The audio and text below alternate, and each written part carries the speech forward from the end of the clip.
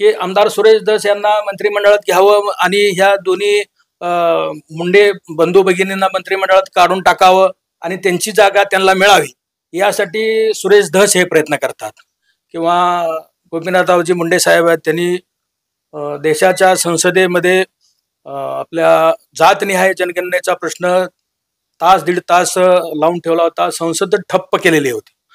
त्यामुळं मुंडे घराणे हे ओबीसीचं दैवत आहे आणि त्याच्यातून मग ते जरांग्याला टार्गेट करण्यासाठी सुरेश धस आणि सुरेश धस हा आपल्या तुमच्या मुंडे बंधू भगिनींना टार्गेट करतो, ओबीसीना टार्गेट करतो.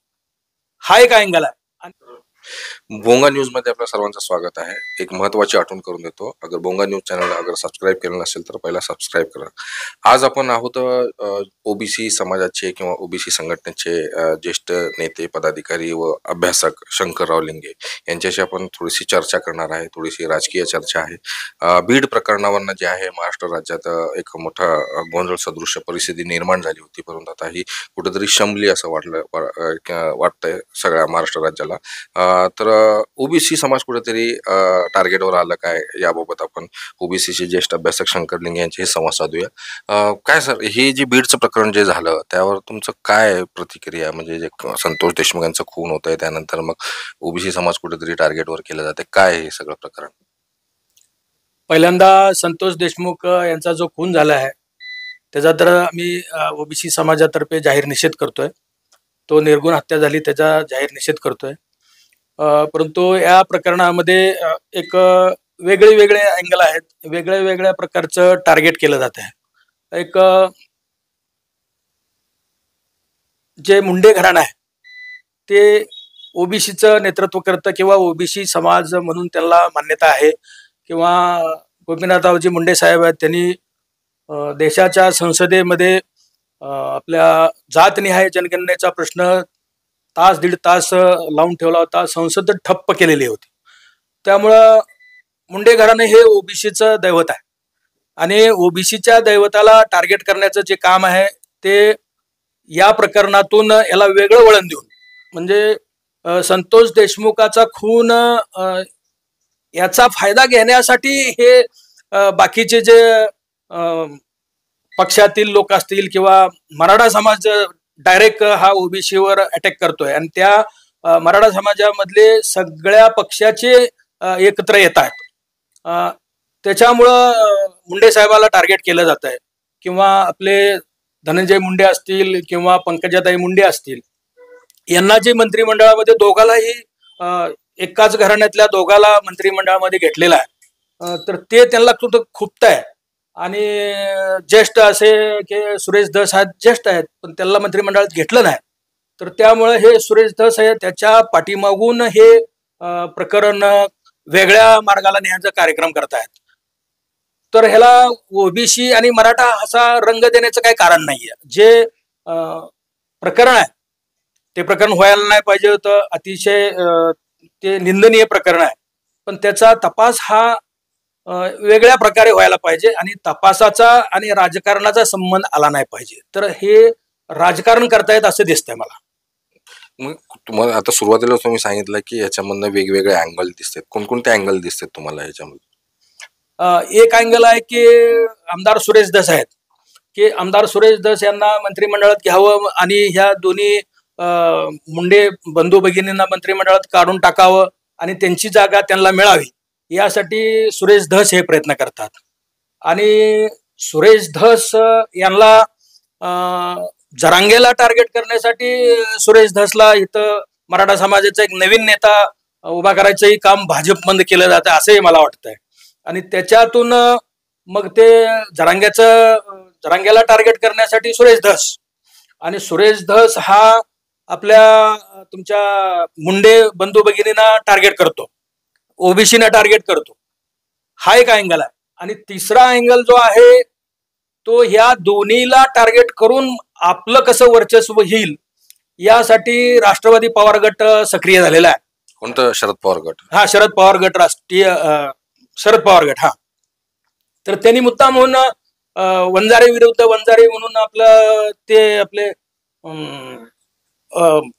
काय नाव त्यांचं, आपले मुंबईवरनं कल्याणवरून आले होते परवा, जितेंद्र आव्हाड साहेब. हा, जितेंद्र आव्हाड साहेब एक वंजारी आहेत. मग ते वंजाऱ्याच्या विरुद्ध इतकं कडक बोलायचो म्हणजे बाबा ते खरंच हे प्रकरण काय आहे का असं, तर त्याच्यातून काट्यानं काटा काढले. हा प्रकार शरद पवारांचा आहे. त्याने काय आतापर्यंत काय नवीन नाही. पवार साहेबांनी घराणे फोड किती केलेले आहेत महाराष्ट्रामध्ये. प्रत्येक प्रस्थापित घराण्यामधलं एक एक माणूस फोडायचं काम पहिल्यापासून त्यांनी केलेलं आहे. आणि त्यांनी गावागावात भावाभावात भांडणं लावण्याचा कार्यक्रम केलेला आहे. तसाच हा कार्यक्रम करण्यासाठी या वंजारी विरुद्ध वंजारी म्हणून त्या आपल्या मुंबईवरून आलेले आपले जे जितेंद्र आव्हाड आहेत त्यांना खास करून त्यांना इथं बीडला पाठवलं होतं. हा एक अँगल आहे. असे हे 3 अँगल आहेत. म्हणजे आता कुठेतरी जरांगेंना टार्गेट करण्यासाठी सुरेशदास यांना आणलं असं म्हटलं जातं. म्हणजे कसं तुम्हाला हा अँगल दिसतंय? आता बघा, खून झालेला आहे हा देशमुखांचा. हा, देशमुख हे मराठा समाजाचे आहेत. मग मराठा समाजाचं नेतृत्व कोण करतंय? जरांगे करतात. मग जरांगेचं नेतृत्व केलं तर हे बीजेपी सरकारला अवघड जात आहे. म्हणून पहिल्यांदा धस यांना त्यांच्याच पक्षातल्या आमदाराला पुढं करून त्यांनी त्यांच्याच पक्षातला जो आहे तो धनंजय मुंडेला टार्गेट करत करत त्याचा टीआरपी वाढला. आणि टीआरपी वाढल्यानंतर सर्व मराठा समाजाचं जे लक्ष आहे ते सुरेश धस यांच्याकडे गेलं. आणि जरांग्याचा टीआरपी आता कमी झालेला आहे. जरांग्याचा जो टीआरपी आहे तो आता 1000वर 2000वर आला. म्हणजे जो लाखावर 1.5 लाखावर 2 लाखावर 5 लाखावर 10 लाखावर होता, कधी कधी 50-50 लाखावर त्याचा टीआरपी गेला होता, तो आता 1000च्या आत आला. तर हे जे टार्गेट आहे तर वेगळ्या अँगलचं टार्गेट आहे.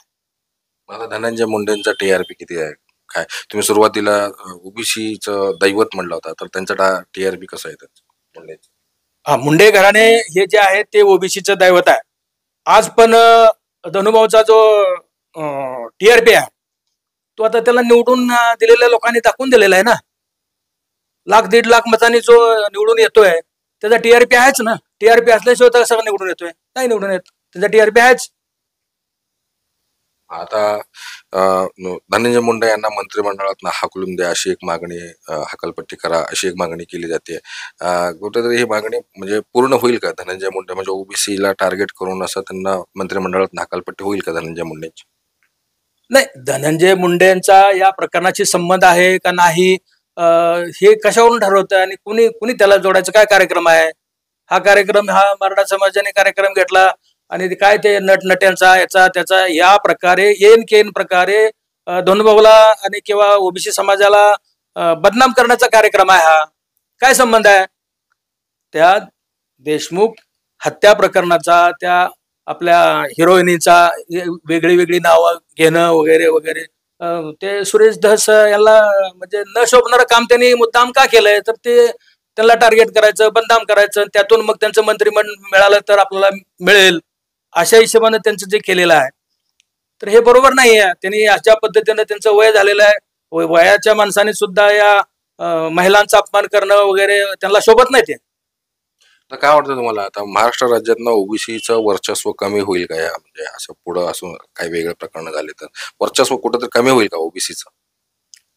नाही, आता काय झालेलं आहे, मराठा आणि ओबीसी हे जे आरक्षणाच्या माध्यमातून जो दुभंगलेला आहे त्यातून ओबीसी सक्रिय झालेला आहे. आणि मागच्या वेळेला जो ओबीसीचे 2 उमेदवार म्हणजे आपले महादेव जानकर आणि पंकजाताई मुंडे यांना जाणून बुजून टार्गेट करून जे पाडण्यात आलं, त्यानंतर ओबीसी सक्रिय झाला आणि विधानसभेमध्ये दाखवून दिलं की ओबीसी सक्रिय झाल्यानंतर काय होत आहे. तर आता जर असंच जर ओबीसीला टार्गेट करत राहिले तर ओबीसी सक्रिय झाल्याशिवाय राहणार नाही आणि ओबीसीचंच वर्चस्व वाढेल.